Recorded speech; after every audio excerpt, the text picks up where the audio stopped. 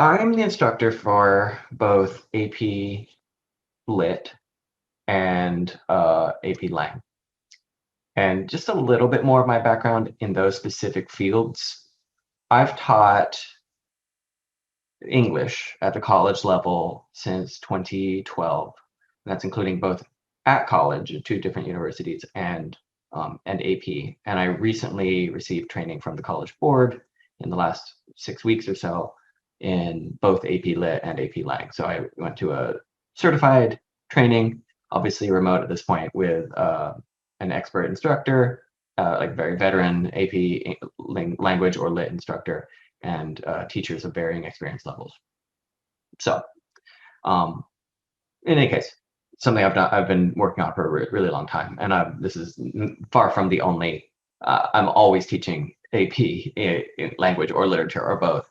This entire year, I'm getting close to wrapping up a third workshop series, and this last one has actually been this entire school year. So, pretty familiar with it. So, based on my understanding of that, I want to talk about how to write a bad analysis essay. So if you haven't taken both courses, or maybe you're a parent or something like that, and you aren't very familiar with the structure of the AP English exams, both of them they have a multiple choice section and they have a FRQ section, which is a free response question section. It's essentially 3 essays. It's a little bit less complicated than, say, the history exam, which has a variety of different types of questions, has multiple choice, has some shorter written questions, and it has an essay. The English ones only have multiple choice and 3 essays. For the language one, which is more focused on how do people make arguments, how do people persuade, and also your own ability to write a persuasive argument, which I would argue is useful in any field. That has what I think is the key, the aspect of the test that tests the broadest range of what you need to be able to do is probably the rhetorical analysis essay, where you're given a persuasive passage of some sort, whether it's a speech, whether it's something written, often by a famous historical figure who was trying to persuade their audience, whoever that might have been, to essentially agree with them or to take some sort of action.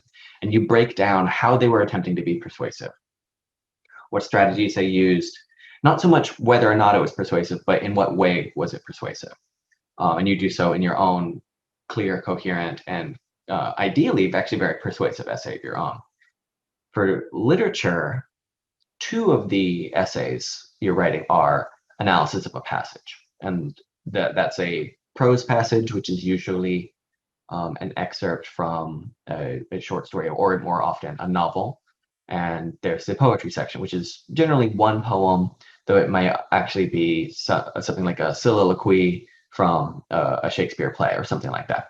And in that case, you're still breaking it down. You're breaking down the literary techniques as opposed to the rhetorical or persuasive techniques, and expressing an argument about how they function in the context of what you've read. That is attempting also to be persuasive, to be compelling, persuasive, and logically sound. And for the other ones, you're still doing something similar, but I'm mostly focusing on those 3 FRQs that are spread across the 2 types of exam. And there's a lot of ways to write bad ones. And mistake number 1 here is maybe the most common issue I've seen amongst writers of all levels when they're trying to write about someone else's writing or someone else's speech, when you're given a passage and asked to write about it. And that mistake is confusing what I call smart summary for defensible claims. Now, just to kind of define my terms, a summary it's a technique for when it's a way to use other sources. It's a type of citation. It is a brief account of the most important or relevant elements of a passage or a portion of a passage. The idea is that it is shorter than what it's summarizing, and that it is emphasizing what is most significant, either in general or what is most relevant to what you are trying to say. And as such, it's actually a really useful form of citation. A smart summary is what I would call a smart summary is an especially sharp or intelligent or insightful summary or well-expressed summary of a passage with which most other people who possess a good level of interpretive and reading skills would entirely agree. So it's a type of summary that is smart. Your reader might nod along and say, yeah, that's a good way to put it. But it doesn't actually go beyond with what they are likely to agree. And it is actually a very key element of all these types of analysis, because you want to summarize, you often will want to summarize the evidence or summarize parts of the passage so that you can then analyze them. The issue comes about when people confuse summarizing in an intelligent way or expressing a summary in a very thoughtful or clear way with actually taking a stance on what is being described in the summary or what is being cited in the summary. Because a defensible claim, which is key to what the exam asks you to make in any type of essay, and this is also true on other AP exams, a defensible claim is an original idea coming from you that requires support from textual evidence and reason to connect the evidence with the claim. So it is a reasonable statement, but it is one that is not so obvious that most other people would reach the same conclusion. It's one that requires defense. Although defensible means able to be defended, of course it should be able to be defended and you should defend it. I also think that it means it must need to be defended in order to be enough of an interpretation for you to essentially get credit. So the issue is where people confuse smart summary, which is thoughtful, maybe insightful, well-expressed expression of what someone else said, with you actually taking a stance on what someone else said or how they said it or the strategies used. So a smart summary leads you into a defensible claim. Or will support a defensible claim of yours, but it isn't the same thing. And everyone gets this confused, including me. I would say that the main thing I'd ever heard from my advisors who were professors while completing my dissertation over the last several years was, okay, this is all in there. I see that, but what is your idea? And it's the eternal struggle. And you really need to keep those pathways sort of working, because the path of least resistance is, it's harder to make a defensible claim because you might be wrong and you have to think harder. And people don't like to make it possible, allow for the possibility of being wrong. So here's an example. This is a real example from a college level course from a student I had. And my comment on the student's whole essay, which was, granted, was not an AP essay, it wasn't timed. But the student's whole essay was a very smart summary of various parts of this novel that she read. And this is from the original version here. So notice how, I'll read this out loud, but notice how there's nothing here that someone might actually, that is clearly the author of this essay's idea, and not an idea that the author saw in what they read. So it's not interpretation, but just conveying the information in a very good way, but just conveying information that is already lying there on the page for them. So I'll read this out. While in Salem, Tituba begins to take catechism lessons from a woman named Susanna Endicott. During one of her lessons with Susanna, Tituba revealed herself to the fullest extent because Susanna intimidated her. In this part of the story, Tituba's downfall is slowly but surely beginning. So it's possible those last two sentences, that Tituba revealed herself in the scene and that Tituba's downfall is beginning, those may be interpretations, but it's actually not made clear whether this is just what the story is demonstrating very clearly, or what this is what the author of this essay is seeing. So in some ways, this is a writing issue and not just a thought issue. You have to show what is your idea and what isn't your idea. Tituba says, "For it is difficult to explain the effect that woman had on me. She paralyzed me, she terrified me." So I've underlined here what I would say is where you would normally want to start analyzing this and start interpreting this, where this person doesn't. This is just smart summary. Tituba loses all confidence as soon as she is in the presence of Susanna. Susanna begins to ask Tituba about her upbringing and asks about Mama Yaya, who she mentions something about her being a witch. This is where Tituba is confused. She explains that Mama Yaya is not a witch, but rather a person who took care of people and cured them. So it's not clear at this point It seems, and I would say it's true, most of this information is pretty much there on the page. That Tituba was confused, that Tituba lost confidence, if there's any interpretation, it's very mild, and almost any reasonable reader would say, yes, that is exactly what that means, obviously. And you never want that response. So a way to rewrite this last underlined bit that would clearly show that the author of this essay, the student, is making an interpretation, that they're going beyond what is lying on the page and it's easy to see, and most people would agree is there, to defensible claims, the claims that have and require defense and are based on interpretation from evidence and reasoning, but not just relaying the evidence in a thoughtful way. So Tituba's honesty here initially appears to signal personal growth. However, the events of the next chapter suggest that this interpretation is too optimistic. Rather, this uncharacteristic confession foreshadows Tituba's eventual decline from a proud, unassailable figure to a powerless shadow of her past self. This hint of light makes Tituba's eventual fate even more tragic and unexpected, thus allowing the novel to emphasize the dehumanizing effects of slavery. What you see here is places where someone might disagree, where someone might say, I don't think that's what that means, or, okay, I see that, but I think it actually means something else. And your job as the student, or the student's job, to essentially make the case for their own interpretation. And that first requires having an interpretation that needs support, and not a safe one that almost anyone would agree. So here, there's a variety of ways that this student might have done this had they written it this way. It's characterizing things in context. It's talking about strategy, literary elements and their potential effects, and is making connections between things that are not clearly made by the text itself, which is, where you get to the level of what you should be doing if you want to get a 4 or a 5 on the exam, or honestly, if you want to pass it all. The second mistake, which is related to this, is smoothing out complexity. It is trying to write an unassailably streamlined, straightforward argument that is saying, this is absolutely the one thing or the two things that the author does, and they absolutely mean this. First of all, overstating your position can actually make your position weaker. But enduring literature, so rich, interesting, compelling literature, of the sort that you will be tested on and the sort that you read in an AP literature class, it thrives on contrast, on ambiguity, on implication, on multivalence. Multivalence meaning things having multiple meanings simultaneously, or multiple possible meanings. Ambiguity meaning where the meaning of something is similarly unclear or unresolved or is open to interpretation.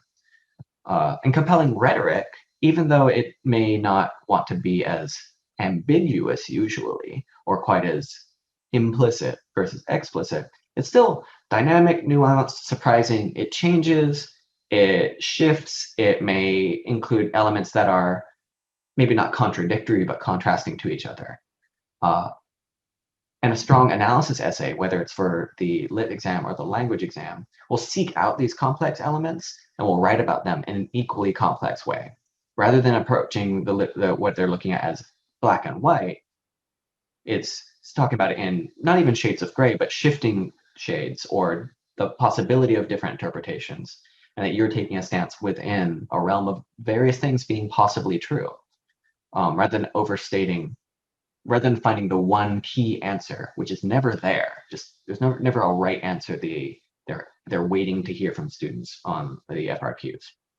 So anyway, a strong analysis essay, especially a 5, an essay that would contribute to a 5, an essay that scores a 6, always seeks out these complex elements and writes about them in a way that is equally complex and precise and sophisticated. And here, actually, I'll show you an example of what the part of the rubric for these FRQs. So each of the FRQs is scored out of 6 points, and they're essentially broken down the same way. 1 point for thesis, 4 points for the argument and the evidence, and then the last one is for sophistication. And getting a sophistication point is rare. And it is possible to get a 5 without getting it, because if it wasn't, no one would get a 5. But it's like quite rare. I was thinking of those tables that Mr. Liu was showing of only a few people getting 5s. I'm sure that fewer than 5% of people get sophistication points, and certainly don't get it on multiple essays. Because you get the sophistication point from, like it says here, demonstrating sophistication of thought and or a complex understanding of the rhetorical situation. This example comes from the rhetorical analysis essay. And you can do that in these 4 ways. And this is similar to what it would be in the lit exam as well. Crafting a nuanced argument by consistently identifying and exploring complexities or tensions, right? So not smoothing them out and pretending that what they're responding to is more simple or straightforward than it is. Articulating the implications or limitations of an argument, either the student's argument or an argument related to the prompt, by situating it within a broader context. So that's saying, what does it mean if this is true? What I'm saying is true, or what the passage is saying is true, for instance. Or to what extent is my analysis true, or in what conditions is my analysis true, or in what conditions is this argument that I'm describing true or valid. Making effective rhetorical choices. So you taking on the role of the persuader and trying to use what you've learned about and use what you've analyzed to convince your reader that you're right and that it matters, which is really actually difficult to do. And employing a style that's consistently vivid and persuasive only, and all these things only work or only give you any credit if they are part of your argument, and not just a beautiful introductory paragraph followed by a very straightforward, very kind of black and white analysis isn't going to get you this point. You need to build it into your argument.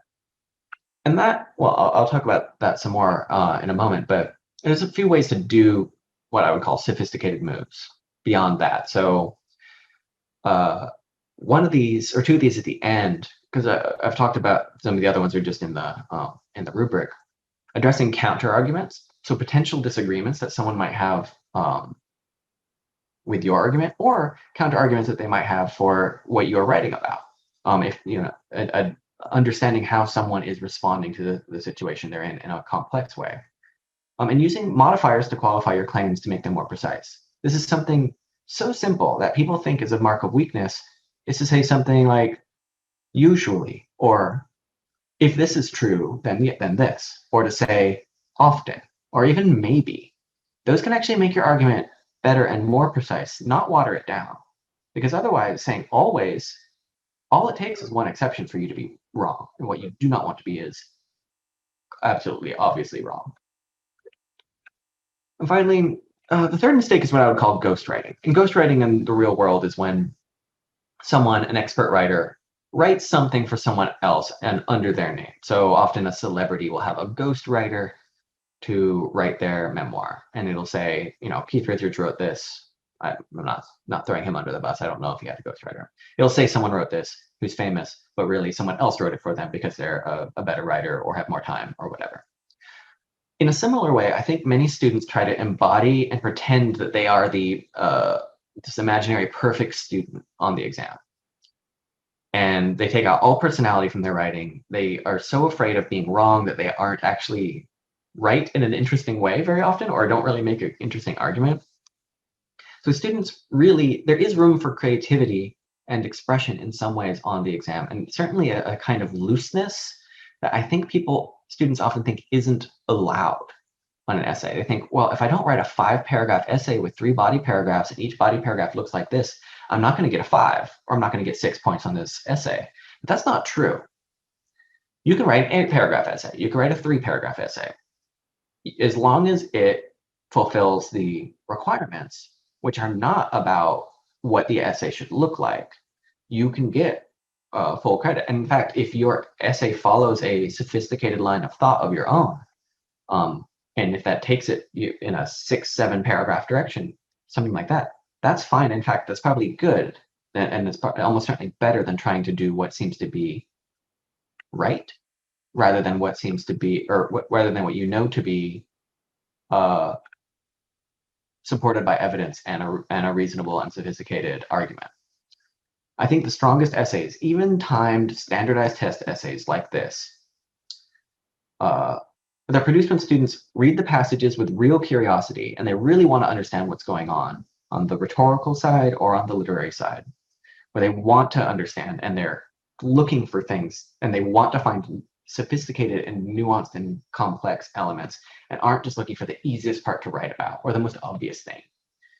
When students trust their own interpretations, when they say, I see this in here, I think it's supported by the evidence, I'm going to say this is true.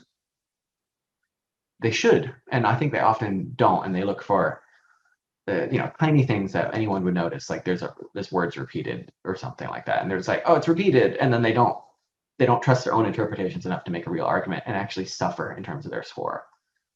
When students care whether their readers agree with them, I wrote to agree, but when students try to actually convince somebody or they imagine someone reading it and they are trying to get them to agree or at least think that their position is reasonable, they write better. When they're trying to write to like check some boxes that they or maybe their teacher has made up for them that aren't really supported by the rubric or how the real people grading them are going to approach it, or when they just simply do not care and are only trying to jump through hoops, you actually get worse writing. And finally, when students have a little bit of fun with their writing, that actually can get you points. I mean, all these things, having curiosity, being a little bit bold, having some sort of investment, can actually be kind of thrilling. And the less,